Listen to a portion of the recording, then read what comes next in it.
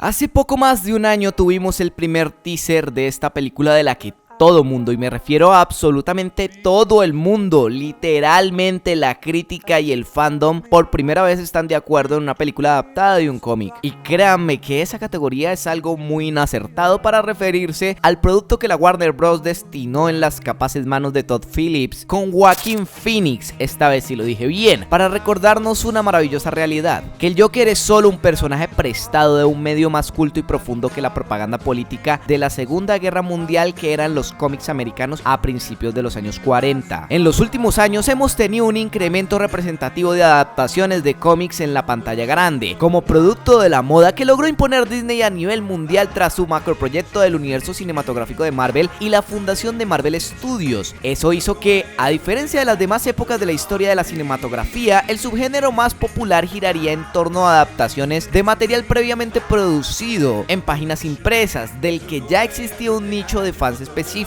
y del que ya se había creado una especie de culto alrededor. Y yo mismo fui seguidor de ese por muchos años, no específicamente con Marvel, pero sí con su competencia, los que hasta antes de esta nueva etapa que lleva tan solo una década, eran los reyes de este subgénero, la editorial DC y su trabajo en conjunto con la megaproductora de Hollywood Warner Bros. No es para restregarle a los Marvelitas la grandeza de dicha editorial, pero sus títulos han sido el referente por 3/4 de siglo, el ideal del superhéroe por excelencia. Superman es considerado el más popular y grande héroe a pesar del gran declive que ha tenido el personaje en esta última etapa de globalización de los cómics como producto, y la Liga de la Justicia, a pesar de hoy en día ser eclipsada por la aplastante fama que le dieron las películas al equipo contraparte en Marvel, siempre se consideró el equipo de superhéroes más importante de las viñetas, y aún se considera un referente tan pesado como para que grandes sagas y títulos más recientes parodien su importancia y la deconstruyan al mejor estilo de la etapa oscura de la novela gráfica, como el caso de la serie Invincible, escrita por Robert Kirkman y publicada por Image Comics, The Boys, escrita por Garth Ennis y publicada por Dynamite Entertainment, y casos menos conocidos como Planetary, de uno de mis autores favoritos, Warren Ellis, publicada por Wild Storm. Pero a pesar de que la Liga de la Justicia y Superman hayan sido la insignia de DC por años, desde su creación en el año 1939 para la serie Detective Comics, la que posteriormente se convertiría en la empresa líder del mercado por varias décadas, Batman fue un personaje que logró ser rápidamente adoptado por las masas, tal vez porque conceptualmente es una mezcla de ninja con superhéroe y un poco de ese atractivo que Sir Arthur Conan Doyle le dio a Sherlock Holmes en sus historias, o la facilidad que tenía el personaje para ser adaptado a diferentes formatos al ser un humano ordinario y carente de superpoderes, con únicamente su pudiente billetera y su ingenio para librarse de las peores situaciones. Lo que haya sido hizo que este personaje, con el que todos lograban identificarse, al estar más cerca de ser un mortal a un dios, a diferencia de sus colegas, un éxito que pocos personajes del mundo de los cómics han podido disfrutar. Como todo gran héroe, Bill Finger y Bob Kane, originales creadores del Caballero de la Noche, decidieron crearle un antagonista digno de tan original personaje. Así como, trabajando junto con el artista Jerry Robinson, crearon al Joker, o Guasón, como decidieron traducir al príncipe payaso del crimen de la tétrica y peligrosa ciudad gótica en nuestra versión latinoamericana. Posteriormente se realizó una disputa legal por los derechos de la creación del que entonces no sabían se convertiría en uno de los villanos más emblemáticos de la historia de la cultura popular. ¿Qué hizo este personaje tan popular entre las masas y generaciones? Porque hoy en día, a costa de cumplir casi 80 años de su primera aparición en ese 25 de abril del año 40 del siglo XX, el Joker vuelve a ser una tendencia a nivel mundial? Pues la respuesta no tiene nada de simple, al igual que el personaje, es una completa caja de sorpresas. Y ese juego de palabras me hubiera quedado mejor en inglés, pero en fin. En ese entonces, Jerry Robinson, el joven asistente de Bob Kane, había realizado una carta a modo de arte conceptual con un Joker inspirado en la imagen del actor Conrad Veidt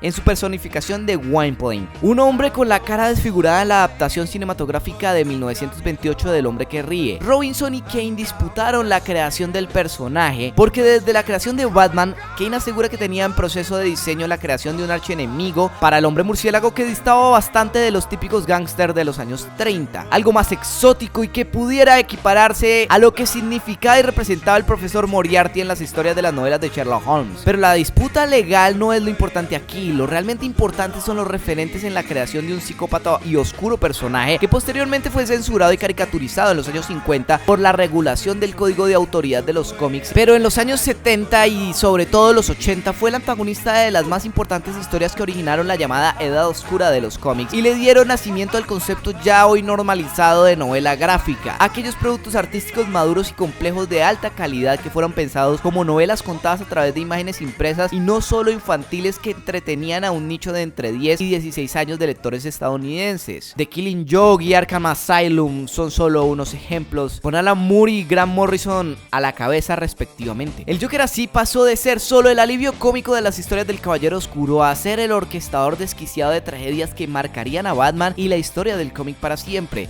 como el asesinato del segundo Robin o la presunta violación y el ataque que dejó en silla de ruedas a Batgirl. Hago esta introducción porque quiero disculparme con todos aquellos que vieron mi video de primeras impresiones de aquel entonces. Como fan acérrimo de los cómics de DC, estaba bastante escéptico sobre la dirección creativa que había tomado el film, por las similitudes que parecía tener con la visión de autor que le aportó Nolan a este vasto universo y que se volvió tan insoportable por la aceptación masiva que tuvo. Algo que en su tiempo me pareció acertado para el mundo del cine, pero desafortunado para el mundo del cómic, los cuales separo tangencialmente porque considero medios artísticos muy diferentes en contenido y ejecución para contar la visión de un artista específico. Hoy no vengo como el fanático de los cómics que simplemente quiere que le adapten el calzoncillo rojo de su héroe favorito por alguna clase de dogmatismo que de una u otra forma termina surgiendo en la mayoría de nosotros, los fans menos cultos. Por eso quiero reivindicarme con el personaje del Joker. En ese entonces, como solo un fan que creía que solo querían de nuevo sacarme el dinero fácil, como ocurrió con casos fallidos como la Justice League de Snyder, no me di cuenta del patrón que estaba generando el Joker y sus historias a la hora de adaptar sus maravillosas y oscuras aventuras en el cine. Síganme con atención. Tenemos 4 adaptaciones cinematográficas exitosas con la participación de dicho personaje. Incluyo el Suicide Squad en esta categoría porque a pesar de que es una película que considero reiterativamente mediocre y sin valor cinematográfico, es la tercera adaptación en la que dicho antagonista aparece como villano y aún así tiene un premio de la Academia, de la misma forma que las 2 anteriores. La primera adaptación de Batman de Tim Burton, en donde el Joker era personificado por Jack Nicholson, y la segunda entrega de la saga del Caballero Oscuro titulada Batman The Dark Knight del director Christopher Nolan, y en la que Joker fue interpretado por el fallecido Heath Ledger, actuación que le significó un premio de la Academia como mejor actor de reparto. No estoy diciendo que el Joker sea la razón por los premios de la Academia para mejor dirección de arte en la versión de Nicholson, mejor actor de reparto en la de Ledger y mejor diseño de maquillaje en la de Leto, pero sí quiero que vean que de 4 adaptaciones cinematográficas del personaje hay 4 premios de la Academia, porque estoy seguro que al menos en una categoría va a ganar este filme el premio del próximo año por la aceptación que han tenido en los demás festivales a nivel mundial. Este es solo un pequeño ejemplo del magnetismo y riqueza que le ha aportado el personaje a las películas que de una u otra forma lo involucran en su historia. Parece como si él mismo tuviera un halo de éxito cinematográfico, de un personaje que le sube el nivel a una película. Y de ahí me vino de nuevo la pregunta: ¿qué hace del Joker ese personaje tan atractivo? Muchos edgys que heredamos de la etapa de Nolan que tanto dio de qué hablar y que probablemente aparezcan con esta nueva interpretación de Phoenix dirán que el magnetismo de la psicopatía y la locura, cosa a la que mi hermano ya le está preparando otro video. Un personaje anárquico y desinhibido con el que las personas se logran proyectar por la ausencia de esas características y conductas en su vida. Pero haciendo un análisis más poético, que era el punto de este video, creo que el éxito de Joker se debe a que, a diferencia de lo que muchos piensan, al que vemos en pantalla no es un personaje estrictamente adaptado de las páginas que sabemos que nacieron como entretenimiento para los más pequeños, en una época en la que Estados Unidos debía presentarse ante los que se suponían eran el futuro como una sociedad fuerte y patrióticamente correcta, sino que el Joker desde su diseño y origen era un personaje prestado de 2 fuentes mucho más complejas y profundas que los cómics. El Joker era un personaje que Bill Finger, Bob Kane y Jerry Robinson tomaron prestado inicialmente del cine.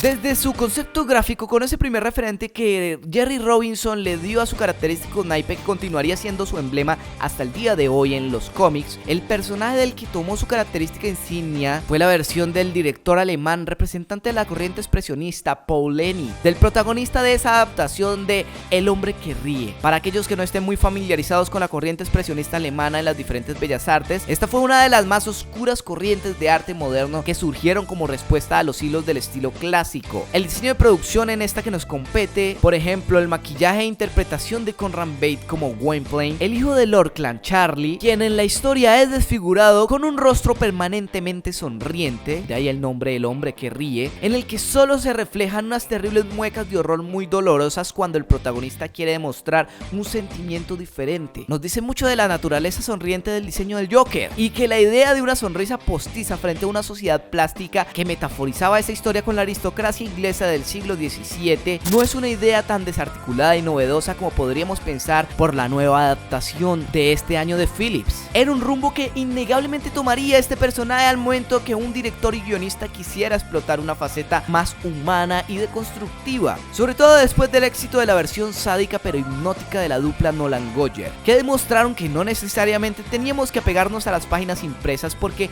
el personaje tenía una potencia que en la gran pantalla lograba inclusive superar a las de sus homónimos en los cómics. Pero no solo nos quedaremos en la representación visual de la adaptación, porque la película El hombre que ríe es en sí una adaptación de una novela del novelista y poeta francés Victor Hugo, el representante del movimiento romántico francés en la literatura. Para los que andan un poco perdidos, les voy a dejar aquí en una pestaña un video de mi canal de arte en donde hablo un poco de esos conceptos de las corrientes de aquella época. Victor Marie Hugo fue el escritor de una de las más grandes obras de la literatura universal, como por ejemplo Les Miserables o mi favorito, El jorobado de Notre Dame. Historias que, con su propio estilo, no solo eran una cruda representación de los demonios de la sociedad de dicha época, sino que además eran una representación a los demonios de la sociedad de la era medieval y la ilustración misma. El hombre que ríe, en idea y espíritu, contenía esta carga conceptual que, con el perdón de Sir Arthur Conan Doyle, nunca tuvieron sus novelas policíacas ligeras, y esto marca una gran diferencia entre Batman y el Joker. Lo que les estoy tratando de decir es que, a diferencia de Batman y aún más el resto de personajes populares de las viñetas de los cómics, el referente gráfico y conceptual principal de Joker es el de una idea mucho más profunda, trabajada y relevante que la de la mayoría de sus colegas. Por eso grandes artistas han logrado sacarle el jugo que puede destilar el personaje, porque la potencia que nace de la idea de un lunático que afronta con sádica comedia la realidad, lo que termina en la locura y la psicopatía, en muchas versiones, como respuesta a una vida de continuo fracaso y sufrimiento, ni de cerca se limita a la unidimensionalidad que muchos de los personajes de la llamada Edad Dorada de los cómics sí padecían, incluyendo, repito, insignias que hasta el día de hoy siguen siendo referentes, como Superman, Batman, Flash, Green Lantern, la Liga de la Justicia, el Capitán América, la Mujer Maravilla. Así que esta película probablemente sea la prueba de que ni siquiera la ausencia de Batman, personaje principal y protagonista de la franquicia a la que pertenece el Joker, logra eclipsar la potencia que el personaje